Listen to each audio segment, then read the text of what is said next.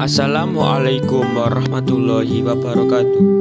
Saya Muhammad Firdi Rami dari Fakultas Ekonomi Prodi Manajemen semester 1 Universitas Islam Majapahit.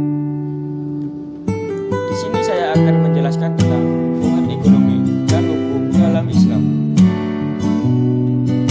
Pendahuluan. Pendekatan 1. Menghindari moral budaya dan agama. 2. Berdasarkan moral budaya dan agama. Corak ilmu ekonomi. 1. Kapitalisme, materialistik, hedonistik, dan antroposentris. Islam, fala dan teosentrisme. Hubungan ekonomi dan hukum.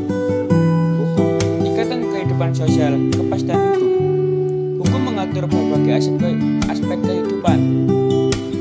Hukum mengatur dan membatasi kegiatan ekonomi. Hukum ekonomi, kaidah hukum di bidang perekonomian, analisis ekonomi, nilai kegunaan dan efisiensi. Hukum mempengaruhi ekonomi.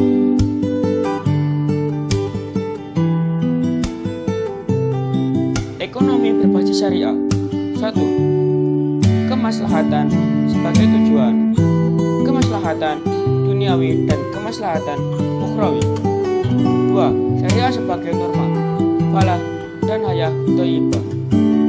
Tujuan syariah terpelihara agama, jiwa, akal, keturunan, dan harta. Sistem ekonomi syariah menjaga keseimbangan ekonomi, realisasi sumber daya, efisiensi, dan keadilan, reformasi sistem hukum dan ekonomi. Inilah gambar sistematika hukum Islam. Yang di atas Islam, bawahnya diikuti oleh akidah, syariah, dan akhlak. Yang kedua fikih, bawahnya diikuti oleh ibadah dan muamalah. Prinsip muamalah. 1. Pada dasarnya segala bentuk muamalat adalah boleh kecuali yang dilarang oleh nas. 2. Muamalat dilakukan atas dasar sukarela tanpa mengambil unsur paksaan. 3. Muamalat dilakukan atas dasar pertimbangan mendatangkan manfaat dari mudarat dalam hidup masyarakat. Muamalat dilaksanakan dengan memelihara nilai keadilan, menghindari unsur-unsur penganiayaan, unsur-unsur pengambilan kesepakatan dalam kesempitan.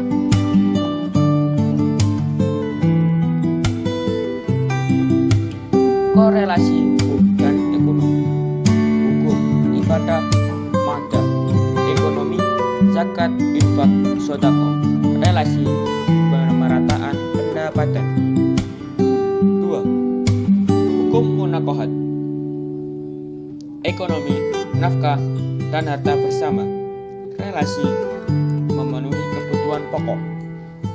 3. Hukum mawaris. Ekonomi wasiat dan tirqah. Relasi, tahaluf. 4. Hukum muamaliyah, ma'aliyah. Ekonomi, jual beli, sewa menyewa, dan lain-lain. Relasi, akad atau perikatan. 5. Hukum pidana. Ekonomi, larangan mencuri, menipu, riba, dan lain-lain. Relasi, hifz al-amal atau melihara rata.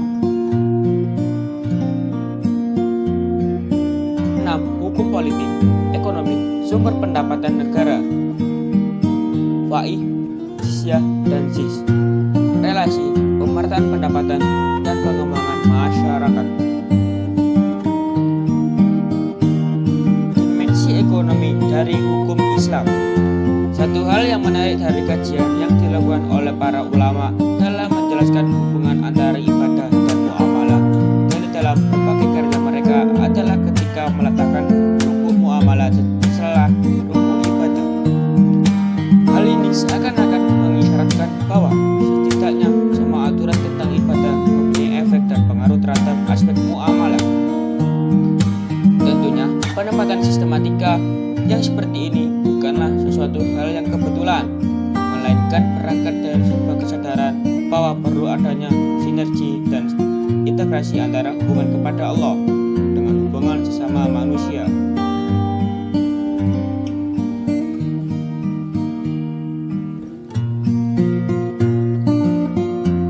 Peranan hukum sebagai landasan ekonomi. Manusia dalam melakukan kegiatan ekonomi memerlukan landasan hukum yang pasti guna menjaga keteraturan hidup bermasyarakat. Dalam kaitan dengan ekonomi, maka kepastian hukum diharapkan mampu berperan untuk: pertama, membentuk dan menyediakan peranata hukum serta sarana bagi peningkatan dan pembangunan kehidupan ekonomi nasional. Kedua, membentuk dan menyediakan peranata hukum bagi perlindungan kepentingan warga masyarakat yang secara ekonomi, politis, fisik, dan intelektual berada pada posisi lemah. Ketiga, membentuk peranata dan sarana hukum bagi peningkatan kesejahteraan manusia warga negara Indonesia sesuai dengan harkat dan martabatnya sebagai manusia. Terima kasih. Itulah penjelasan dari saya. Apabila ada salah kata,